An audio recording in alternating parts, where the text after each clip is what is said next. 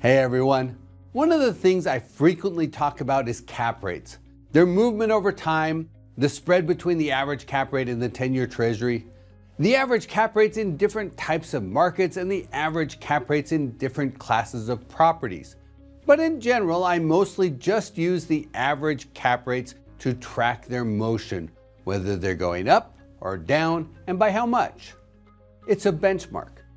This can help investors stay in tune with the broader investment climate. But inevitably, someone looks at the average cap rate and thinks it's totally wrong. If I'm in a metro with a history of strong appreciation and where capital is aggressively pursuing assets, I often hear that the average cap rate is too high. If I'm in a metro with slower moving capital flows, the feedback may be that the average cap rate's too low. But the personal perspective of investors varies widely. The markets they're active in, the assets they're focused on, the things that are top of mind, they don't always reconcile with a blended average cap rate that incorporates all classes of properties from markets all across the country. So this week I'm going to drill a bit deeper. I'm going to break out specific subsegments.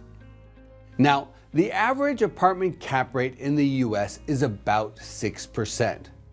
But if you narrow the span to just primary markets, the average cap rate is 5.7%. And the average cap rate in tertiary markets is 6.6%. Meanwhile, the average cap rate for Class A properties is 5.8%, and the average for Class B and C combined is 6.1%. Then if you take it a step further, the average cap rate for a Class A properties in primary markets, the best of the best, may be as low as 4.7%. At the other end of the spectrum, a Class C apartment in a small tertiary market may have a cap rate around 7.2%, and perhaps even higher. These are still averages blending markets and deals, but they offer more granular insights. One of the things I've found most fascinating in recent years was the movement of cap rates in different types of metros. In 2019, capital began to more aggressively flow into secondary markets, driving the apartment cap rates in those metros lower. Then in 2020, tertiary market cap rates followed. Apartment cap rates in primary markets began to decline later in 2021. So there was a compression of the market risk premium between metros of different sizes as capital pursued the higher yields offered by smaller cities. Back in 2018, the spread was about double that. So my point here is that there are definitely nuances affecting different types of assets in different markets. So even though the average cap rate for apartments is 6%, the cap rate range is somewhere between 4.7% and 7.2%. And of course, there are outliers beyond that 250 basis point range. For office properties, the average cap rate is 7.9%, but we have a range from 6.1% to 9%, a 290 basis point spread.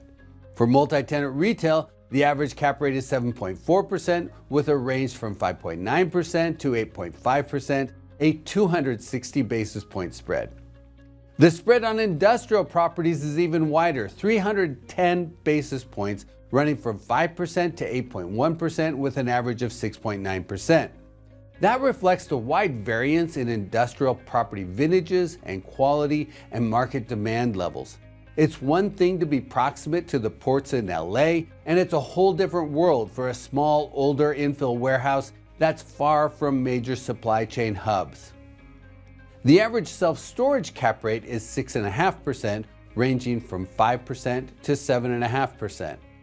And the property type with the widest range of cap rates is hotels, which could have a cap rate in the 6% range all the way up to the 11% range with an average of 8.6%.